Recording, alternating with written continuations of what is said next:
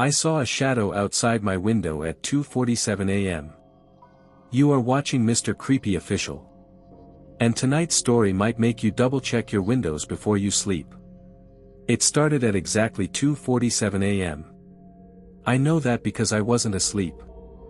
I hadn't been sleeping well for weeks. Ever since my parents left for a short trip, I'd been alone in our house. It wasn't anything new, I was used to being alone, but something about those nights felt off. Too quiet. Like the world outside had just stopped. That night, I was lying in bed, staring at my phone. My room was dim, lit only by the faint glow of the streetlight leaking through my curtains. That's when I heard it. A soft tap. Not loud. Not aggressive. Just one tap. I froze.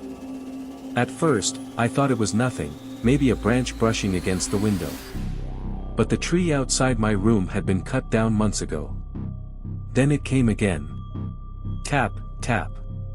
Slow. Deliberate. Like something, or someone, was trying to get my attention. I slowly turned my head toward the window. My heart was already starting to pound. I didn't want to look.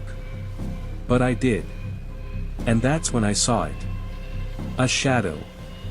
Standing just outside my window. At first, I couldn't make out its shape clearly. The curtain blurred everything, but I could see movement. Something tall. Too tall. It didn't move like a normal person that it just stood there. Perfectly still. Watching. I sat up slowly, barely breathing. Hello. I called out. No response. The shadow didn't move. Didn't flinch. Didn't react at all. That's when the fear really hit me. Because even a normal person would respond, right? I grabbed my phone and turned on the flashlight. My hands were shaking so badly I almost dropped it. Slowly, carefully. I stood up from my bed. Every step toward the window felt wrong. Like I was doing something I shouldn't. Like something was waiting for me to get closer. The tapping stopped. Now it was completely silent. Even the outside felt dead. No cars. No wind. Nothing.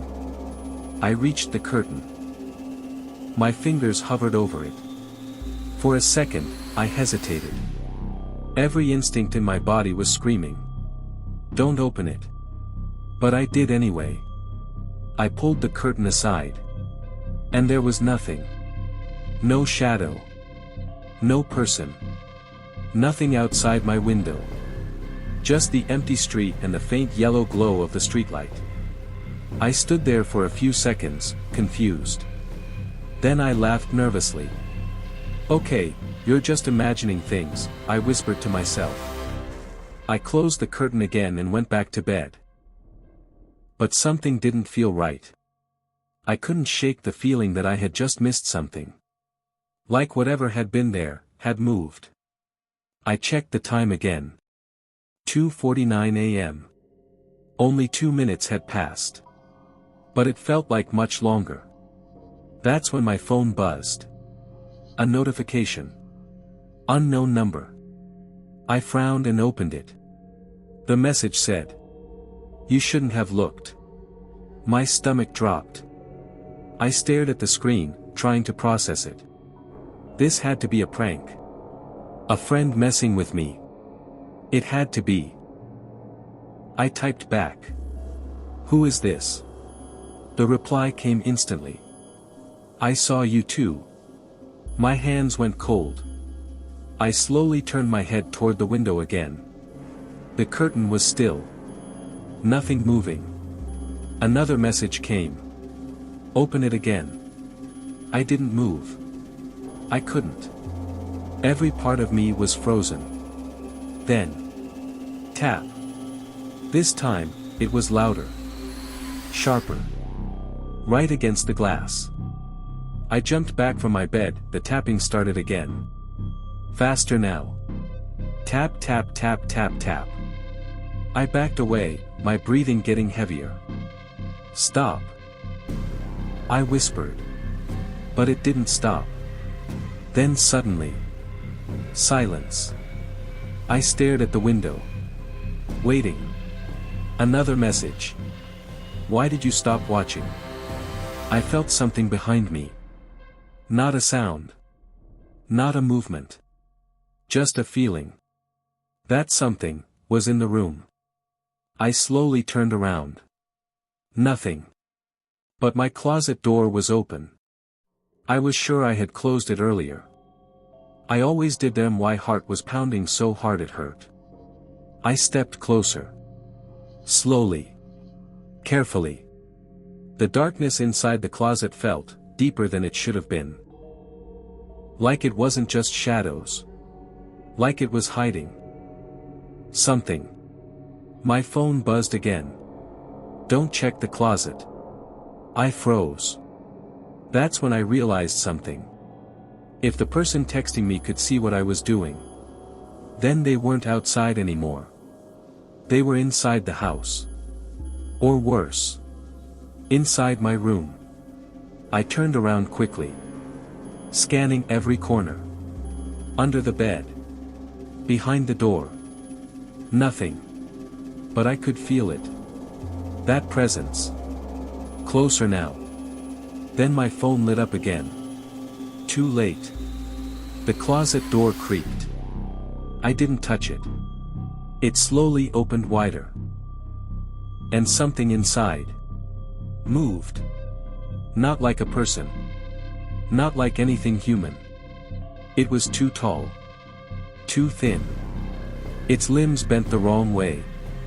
And its face. Its face wasn't right. It looked like a stretched version of mine. Same eyes. Same mouth. But wrong.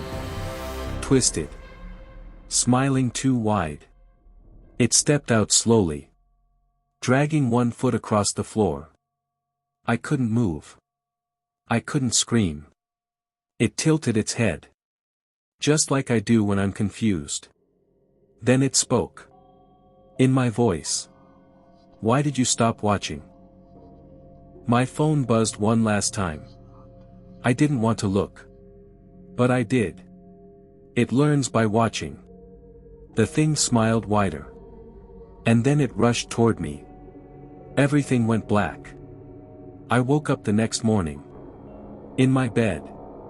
Sunlight filled the room. Everything looked normal. Too normal. I sat up quickly. My heart racing. Was it a dream? I checked my phone. No messages.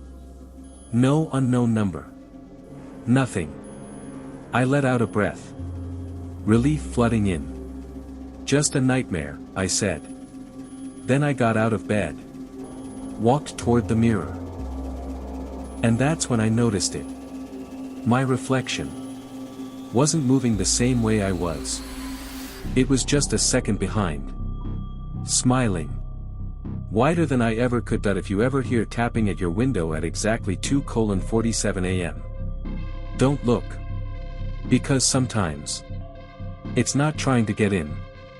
It's trying to learn how to be you. If you enjoyed this story and want more real horror that will keep you up at night, make sure you subscribe to Mr. Creepy Official.